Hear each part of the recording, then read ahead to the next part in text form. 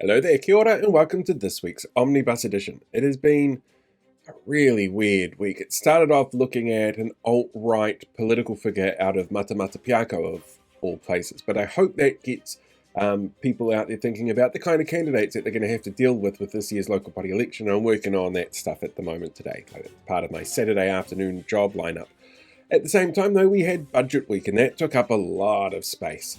A lot. In really depressing ways. And don't get me wrong, the budget isn't all 100% terrible, but it is not great for low and middle income people. It's terrible for women because, that's how they got the money to pay for a whole bunch of stuff, or they ignored the idea that they couldn't afford tax cuts for landlords and ferry break fees. And you know what? It was a typical National Party budget. It was punch down on the poor people, ignore Māori, hate on women. And it's disgusting that in 2025, that's the kind of society that we live in.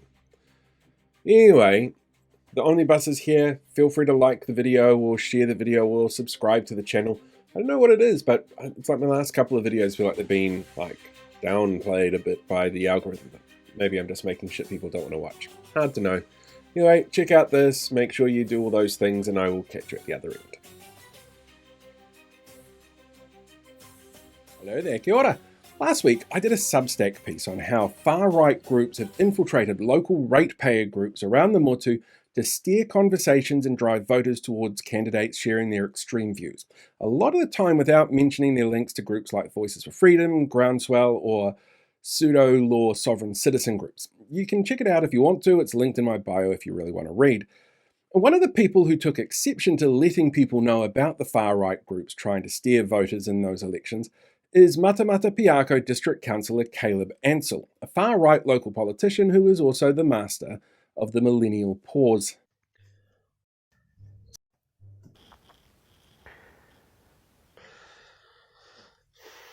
Caleb's claimed he's asked me for a debate.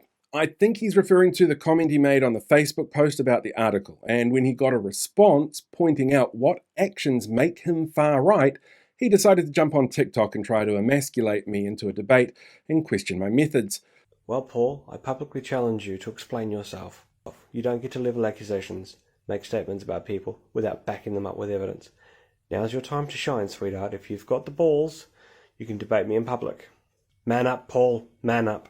Which sounded like a great way to volunteer as a teaching experience, because Caleb is actually a really great example of someone on the far right who edits his content back catalogue to downplay some of his more controversial beliefs and interactions, as well as being helped a little bit by his relative obscurity. And there are a number of local election candidates who do this, which means voters can't make informed decisions because they don't have access to all the information that can help them make a decision based on what they believe is important for their area.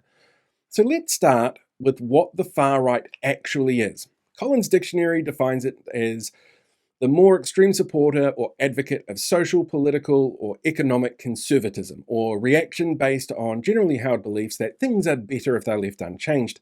But it should also be noted that international media, political scientists, and historians all have differing views of what is considered far right. And that definition is also dependent on local political discourse and paradigms, and that difference in definition is often used to make the claim that someone can't be far right because the definition doesn't match their specific situation. Social psychologists highlight that men, people with lower incomes coupled with lower educational levels, are the most susceptible to falling into the far right, but they're certainly not exclusive to it. And they tend to have a thing for authoritarianism, social dominance orientation, outgroup prejudice, and a strong admiration of hierarchy and authority. But like most people, have trouble identifying where on the political spectrum they really are, because most of us use ourselves as a line of what rational and principled is, not extreme. So they tend to use terms like patriotic or realist instead, which means that we should probably be looking at the term in a New Zealand context. And the most definitive resource that we have on this outside media is actually the Royal Commission report into the Christchurch terror attack, which says the far right hold a general belief that people and the state are one, and foreigners threaten community. It highlights an occupation with ideologies, orientations, and patterns of thinking around nationalism that holds up quote-unquote Western values, and claims that these are under threat when people and ideas don't match their ideology. They tend to be sexist, anti-feminist, and susceptible to conspiracy theories, particularly around governance, and QAnon gets a specific mention in the report. But they're not usually violent and often prefer to change systems within a democratic framework, preferably a framework that they get to define.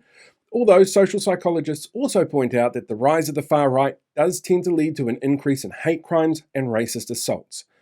So let's use that framework here. Let's start with nationalism, the extreme support of your nation that then surpasses individual groups or interests. Online comments like this one saying the country's in peril. There's anti-COVID mitigation comments, which he called tyrannical, and this one where he calls the government psychopathic and media corrupt for telling people to mask up to stop the spread of viruses.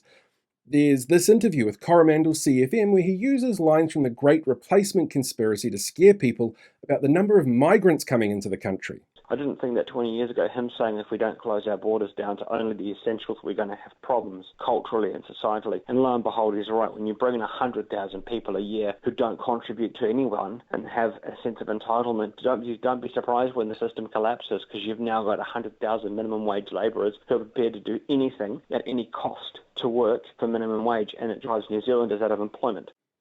There's videos like this one where he chastises the Prime Minister for making Ramadan greetings because he believes the country's a Christian one. The annoying thing about having a supposedly Christian Prime Minister is he spends more time wishing Muslims an Eid Mubarak and a happy Ramadan and everyone else's religion when he's not actually looking at the religion of this country. This has been a Christian country from its foundation. Which it isn't, and religion's not mentioned in our founding document. There's comments like this on a post by Neil deGrasse Tyson asking how America would deal with Jesus today, showing where his Western values base is built from. Or this one, supporting the end of Islam that vilifies the faith. And when it comes to nationalism, there's comments demanding respect for the Prime Minister as leader of the nation. I do find it interesting that the conference started with a 47-minute message from Tory Whanau, Mayor of Wellington, while only allocating the leader of the country, the Right Honourable Prime Minister, 10 minutes for his talk. Calling green policies antithetical to modern New Zealanders' beliefs. Actually, quite a few people in the Greens are like that. They're not well. They're not really fit for the purpose of Parliament. It's just that their politics is so out of touch with what's happening with real New Zealand. The Green Party are turning up and saying, well, this movement here is being discriminated against. And the Green Party, right, they're supposed to be the tolerant, loving party in Parliament, right? They support Hamas, who are a terrorist organisation, who aspire in their own charter to wipe Israel off the map. For the party of tolerance, for the movement of tolerance, the left, particularly the Greens in this country, and one other political party that I will remain unnamed, but I'm sure you'll know who it is, if they're the tolerant side of Parliament, I don't want their tolerance. And there's comments like this from a misleading post from Winston Peters, the leader of the party that he ran for and is still a member of. And the thing that's misleading about this number is a worst case scenario is what it is, based on a lack of action from the government over a decade. And if the government actually was to work on meeting this deadline now to do the Paris Accord, it would actually cost us about the same as the amount of money that was given to landlords for their tax breaks over a decade.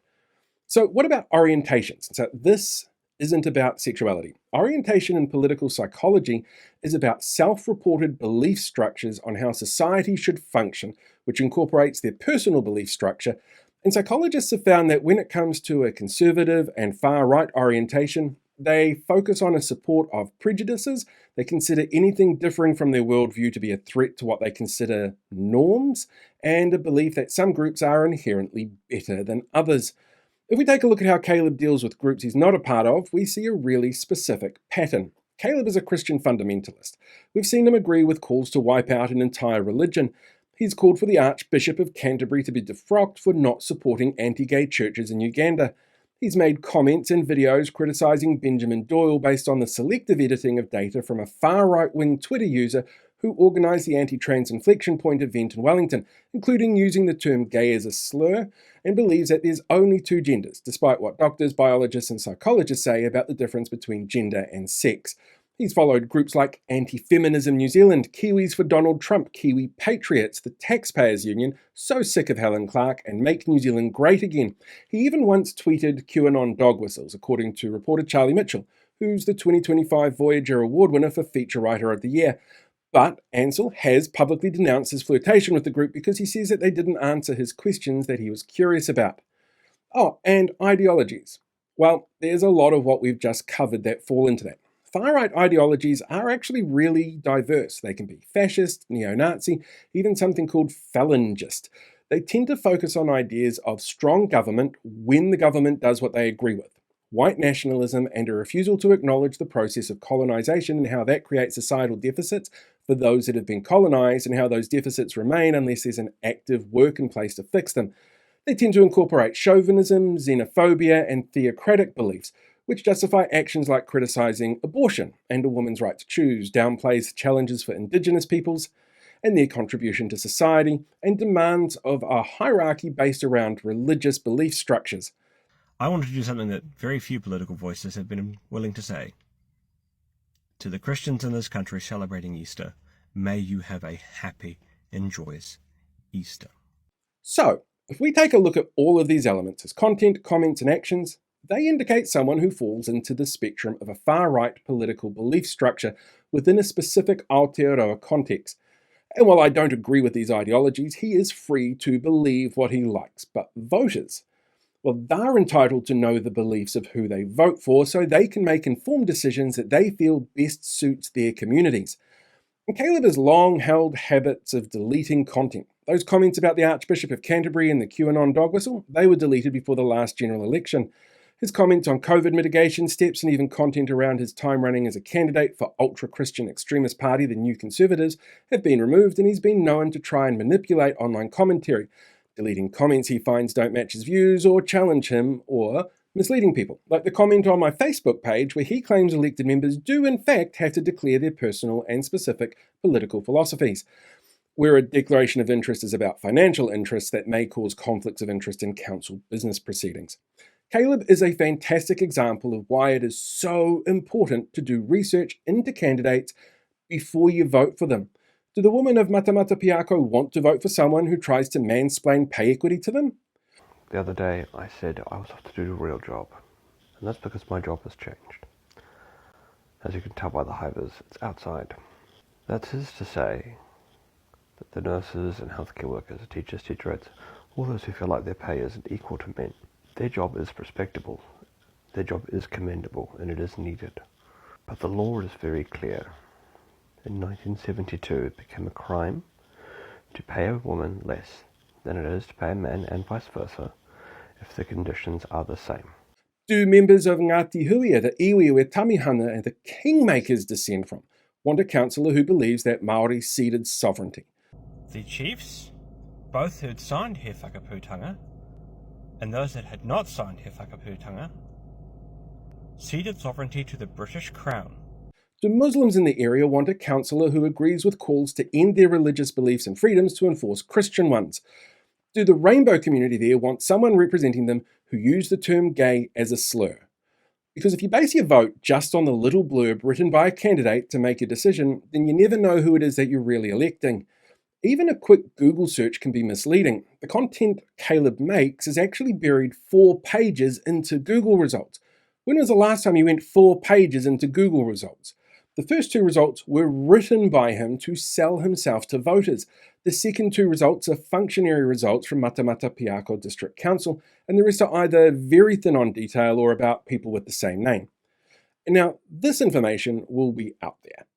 And as Caleb said himself, he stands by what he said online. And I stand by what I say. And I know nothing I say here will change his worldview, because almost everyone believes they're the reasonable one. And it can be hard to see ourselves in any other way. The cognitive dissonance it causes us is extreme. It's actually the reason why Nobel Prize winner Bertrand Russell famously refused to debate with those on the far right. He knew it wouldn't make a difference to those he debated, and it would use his name to normalize beliefs he didn't agree with, because of the harms that they can cause a variety of communities. But by helping those communities become aware of those potential harms, you can ensure those communities get to make informed decisions about those representing them, and making decisions that will impact their day-to-day lives and the place that they call home in this year's upcoming local body election. Hello there, kia ora. During the election in 2023, Christopher Luxon coined a term that still haunts him to this day: the coalition of chaos. He used it to try and scare voters from voting for Labour, the Greens or Te Pāti Māori. But it's turned into the perfect example of a self-own, and Tuesday was yet another perfect example of just how chaotic the coalition actually is. It started with an announcement at Wellington's Central train station where a heckler took shots at the octogenarian soon-to-be former Deputy Prime Minister for being old and looking like, well, let's just say 2 coconuts side by side in a leather bag. When a random member of the public feels the need to heckle a top-level MP in public in front of a press event, that's a really bad sign for the government, and I'd say it must have been pretty awkward, but Chris Bishop already did that with this post. Interestingly, there wasn't much media coverage about this bit. Okay, thanks guys. You swear as well, eh? Where Winston complains about the use of a swear, after last week where he was shocked by the use of a word that the producers of Eurovision said was offensive, but considering he's called David Seymour a cuck multiple times, Hipkins a sausage eater, asked John Key to explain why he called David Beckham thick as batshit, used the R word about comments from Debbie Ngarewa Packer, I guess it's nice to see it's only taken him 50 years to discover what he considers appropriate use of bad language. They also had to deal with the fallout of the Prime Minister telling Mike Hosking that they shut down any Māorification that they came across, including the use of Te Reo Māori when they come across it in government departments, which totally doesn't sound racist, targeting anything Māori at all, said no one ever. Well, I refuse. Yeah, I don't know what the member's actually asking the question about. I mean, it's not a term that I've used. While debate raged as to whether new speed limit signs with heaps of small print put in place by the coalition's ideological decision that went against the advice of experts and the pleas of communities to raise speed limits outside schools came into effect, meaning not only can you drive faster around small kids, you can do it while distracted trying to read the fine print. Outside Parliament, hundreds performed a haka in support of the Te Pāti Māori MPs facing the harshest ever sentence handed down by the Privileges Committee, while the Prime Minister stood by plans to make them pay after telling people that they interrupted ACT from voting on the bill with their haka, which they didn't, and this can clearly be seen in the video of the event. But the Prime Minister just tried to wave that away. It was revealed that ACT's member of that committee had looked into pushing for prison time for the MPs. So weird how David Seymour had told the public the MPs should consider themselves lucky that they weren't in prison, like it was something he'd wanted to push. Winston Peters got booted from the House for asking if he got a tan, would that be Māorification, before making snide comments at the Speaker, who has a long history of, well, the two of them don't really get on very well. Shane Jones got called out for saying that there's thousands of Kiwi now, so they'll be fine with his plans to slash and burn their habitats for fossil fuels and free fish dinners. It was revealed that in a rush to set up the failed Family Start tax credit system, IRD haven't actually been given the tools to check how many, if any, got the full $252 tax promise that the finance minister staked her career on in the election. The debate started then afterwards with Judith Collins, the MP who leaked personal information to Cameron Slater, the MP who said that she wouldn't stab Jacinda in the back, she prefers to stab from the front, the MP who decided to endorse a company her husband is a director in, got up and said that she was a stickler for the rules, and rules are rules. Then Chris Hipkins got up, gave a good speech that must have been so good it managed to convince the coalition to put off the debate until after the budget, because it wasn't right to not have half of a political party there on budget day, but with plans to still proceed with the record-breaking punishment afterwards. Te Pāti Māori co-leader Rawiti Waititi said it felt like psychological warfare to start the debate and then delay it like that. It was all one day, and these are the people that are trying to tell us that Thursday's budget will be a good one, that it may be slim pickings, but it will be responsible, and all it cost was pay equity for women, tax incentives for foreign investors, privatised emergency after-hours medical care, and not telling anyone the real cost of the replacement ferries to replace the original replacement ferries. But credit where credit is due. Chris Bishop absolutely used the right meme about the train station event. And Chris Luxon was definitely right when he said that the next government could be a coalition of chaos at the last election. Hello there, kia ora. It's budget day, and I kept getting this sense of looming dread all month leading up to it. You know, like the people in Independence Day when the aliens first showed up over their cities. This government has shown time and time again that caring about the average person is not on its priority list. Even this week, in the lead up to the budget, we had Mental Health Minister Matt Ducey and bed leg boy from Tauranga Sam Uffindale in the House laughing at comments about how they've increased domestic violence and homelessness for women and children. But as the budget was being poured over, yet another protest with thousands of people stood outside on the grounds of Parliament because this budget was made possible by the letter C for cuts to pay equity claims. Those cancelled pay equity claims ended up adding $5 billion a year to the budget, totaling $12.8 billion over 4 years. That's almost $13 billion taken by ensuring that the lowest paid people in our workforces are kept there as the lowest paid people in our workforces. KiwiSaver contributions are going to rise to 4%, while government contributions are going to be halved, and means testing is going to be introduced. But you'll be able to request to stay at 3%, and so will your employer for their contribution.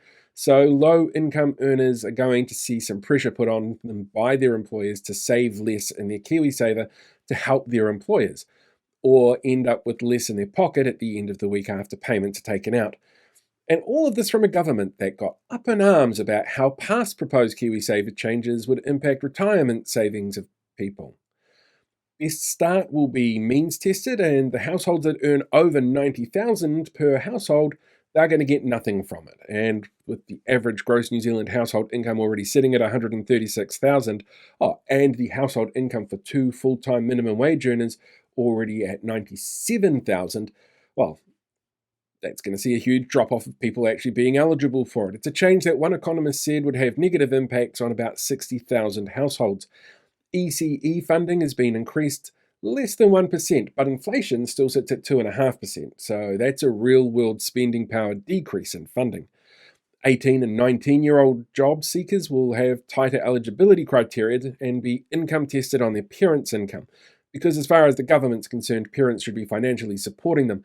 But the government hasn't decided how to test the parents yet, and the number of people on benefits has increased more than the Treasury expected last year, and they're staying on longer, and wage growth has been slower because there aren't as many jobs out there because the government tanked the economy and so many people are up and leaving.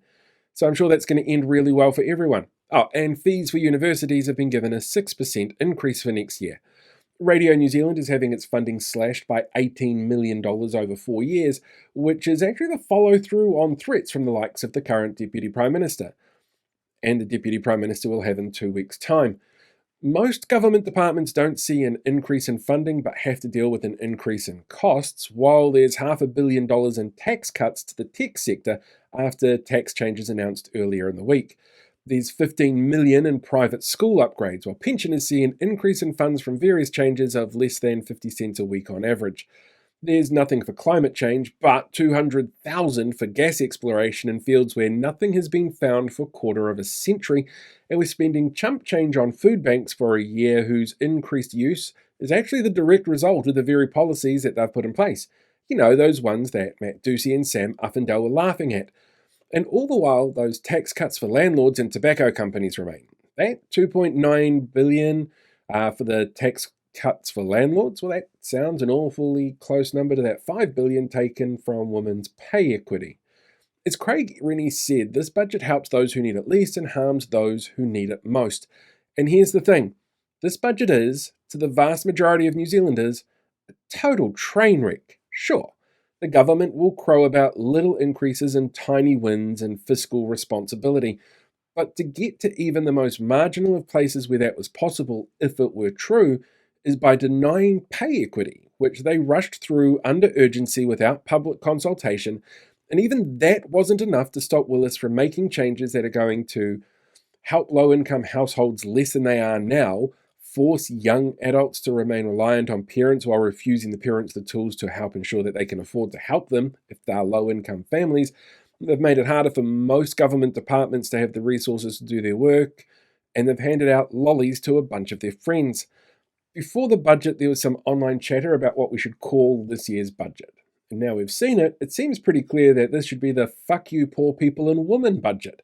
Because if it was anything else, there might actually be some consideration on whose backs were broken to pay for the toys for the government and their friends. In this week's episode, money taken from women to help keep poor people poor. Old man at train station derailed by free speech advocate. Will the US military shoot first and ask questions later? And artists so preoccupied with whether or not they could, they didn't ask if they should.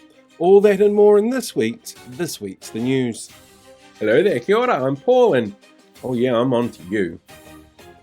The coalition government released its second budget this week, to much fan meh from the public. Dubbed the growth budget by Finance Minister Nicola Willis, a number of experts agree the thing it grows will be inequality and rich people bank accounts. To make her budget books balance, Willis, seen here in front of a sign that's actually really great advice for anyone who spends time around the ACT Party, took almost $13 billion from women in the workforce, made life harder for young people on benefits, those needing to help cover the costs to study, 61,000 families with small children under the age of 3, those saving for their retirement or first homes, those wanting to see increased voter turnout from Māori and Pacifica communities, and those wanting to see functioning public services. In response to criticisms about the budget, a range of government ministers pointed out that they needed to take the money from low-paid people, and the public should just be grateful. The finance minister, seen here finding out that over 9,000 young people would be kicked off benefits under her new budget, tried to criticise the opposition by asking where would they get the money to pay landlords for their tax cuts, the break fees on ferries, tax incentives for tobacco companies and investment in fossil fuels that may breach our EU free trade agreement if they didn't take it from the lowest earners and women, adding, it's not like you can tax capital gains, tech companies, or get economic stimulus from ensuring a basic standard of living with a minimum universal basic income that helps ensure even the worst off have the best quality of life. Before the budget, Parliament grounds once again hosted another rallying protest against the actions of the government, in the protest on moving pay equity laws around. The hundreds of supporters chanted, laughed at, and brought attention to the speed in which the changes were pushed through, the lack of consultation with the wider public, and the use of urgency to pass the changes. When the crowd was cited, Workplace Relations Minister Brooke Van Velden, seen here showing you the bag she's going to throw your pay equity claims in before binning them, was overheard asking, "Should I say another bad word to distract the media again from all this?" At a post-budget speech in Auckland's Mount Albert Grammar School on Friday morning, Finance Minister Nicola Willis, seen here knowing she doesn't have to worry about pay equity for herself because her salary is set by an organisation that compares the duties and skills of her role with other comparable roles across sectors and governments, has said she expects the workforce for teachers and learning support roles to grow by 1,600 people by 2028.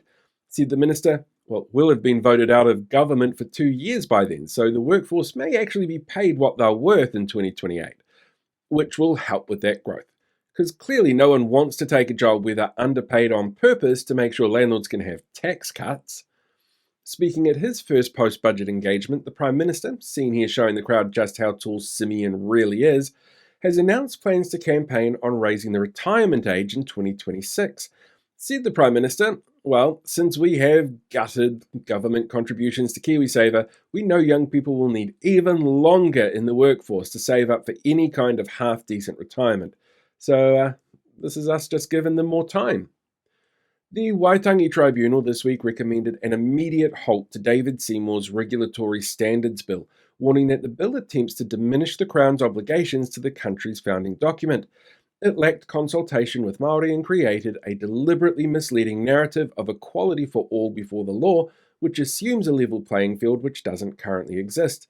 Said the minister behind the bill, David Seymour, seen here running away from journalist Mihi Ngārangi Forbes as he avoids questions on his links to right-wing anti-Indigenous people think tanks in Canada.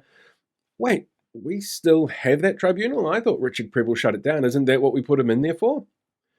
The Prime Minister, seen here trying out the very stable genius Trump diet for world leaders, has come under fire for his comments on a recent Mike Hosking breakfast spot where he said that when the government spots Te Reo Māori being used, they call it out. I mean, it's clearly not called out by the listeners of the station who seem to think that it's absolutely fine to vilify the use of the Indigenous language of a country, but people with a rudimentary understanding of how this is anti-Māori have definitely seen it as racist. Said the Prime Minister, look, we know things like Maori road signs are triggering and that makes them not the people triggered by them, unsafe, unlike the new signs that we've installed that have more fine print than an insurance contract. A heckler confronted soon-to-be former Deputy Prime Minister, again, Winston Peters, seen here showing his hands aren't shaking, so he's clearly okay to drive, at the Wellington Central train station this week while he and Chris Bishop made an announcement about rail investment to try and sweeten the car crash of a budget. The heckler told the 80-year-old Peters he should retire and called him a wrinkled ballsack. Said a spokesperson for ballsacks, "Hey, we may not be pretty, but at least we have a function." A new report from the Privacy Commissioner shows a growing concern in the public around children's privacy, social media use, and the use of AI in decision-making. The Commission publishes an annual report on the ever-changing concerns of the public, which this year highlighted people asking what their private data was actually being used for, with 80% of respondents saying they wanted more control and choice over the collection of personal information. The Commission will be running a series of how-to workshops on the topic that people can sign up to. They just need to provide their mother's maiden name and the name of their first pet to do so.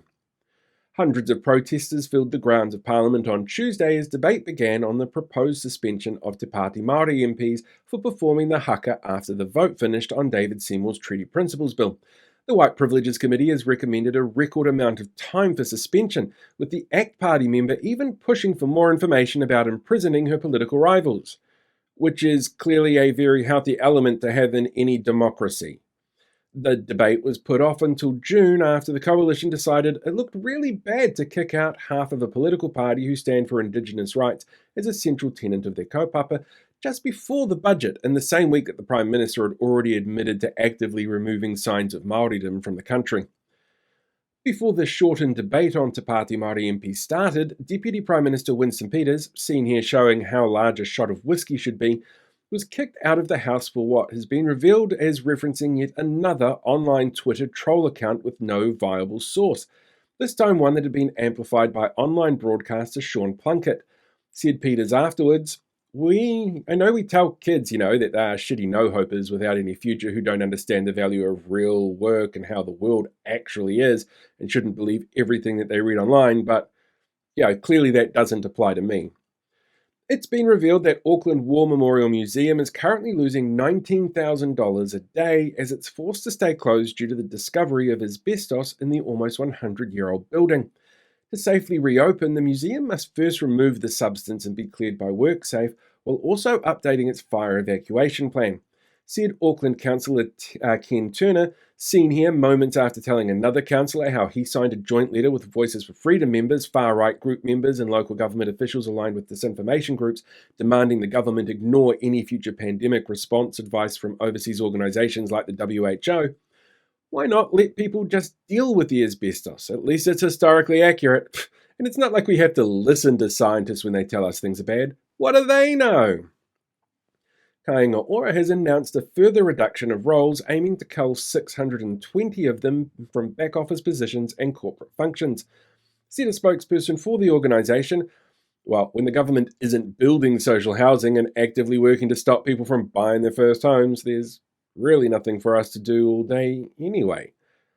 This week, Wellington played host to the USS Blue Ridge, a US warship which leads the US Navy's 7th Fleet and is also the oldest ship in the US Navy. The Blue Ridge docked in the city while US Navy senior staff met with local counterparts for bilateral talks.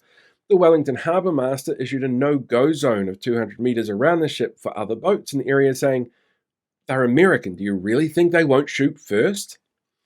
The National Emergency Management Agency, NEMA, have announced a systems test will take place this Sunday, May 25th, between 6 and 7 p.m. of its emergency mobile alert system. The regular test is part of a health check of sorts for the many communication tools civil defence often call on in times of an emergency. For those who do not want to receive the alert or who may be at risk if an alert was to go off unexpectedly, it's suggested mobile devices be put into flight mode or turned off during that hour. And for those who love the sound of alarms, it's best to find a busy mall somewhere at that time and just sit down and wait for the systems to go off. And finally, a new sculpture installed in Taupō as part of a new initiative to highlight the local creative sector has come under fire from some quarters as some funding for the piece was secured from the local council.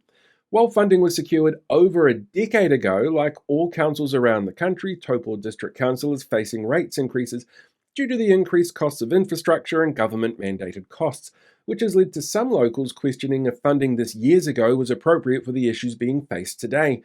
The sculpture itself has a sauropod dinosaur shaped like an inflatable toy standing on a geometric rock and represents the town's playful nature, volcanic past, and its place as one of the few areas to have dinosaur fossils found in the country. Taupo Mayor David Troavis said he enjoyed the sculpture because dealing with the people who do nothing but complain about the town and never want to change anything definitely reminded him of Jurassic Park. Once again, I'd like to thank everyone for the support this week. It's really an amazing motivator to keep doing what I'm doing, and together, I know we can make some positive changes. Until next time, live long, prosper, be one with the Force, and I'll catch you guys all next week.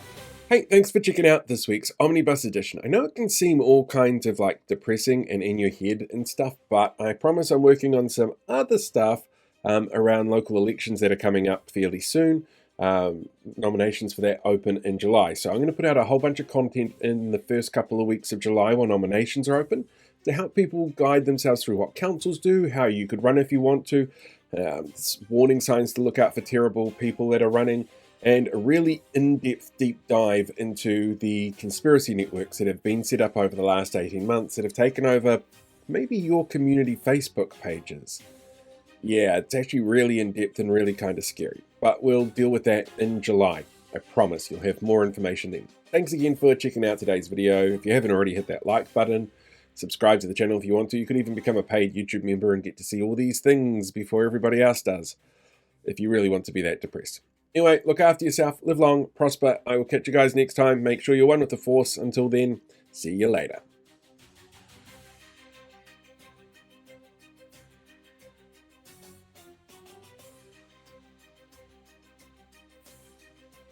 Hey, thanks for checking out today's video. Make sure you like, share, subscribe so you get more updates as we go along. We deal with these guys for the rest of the year.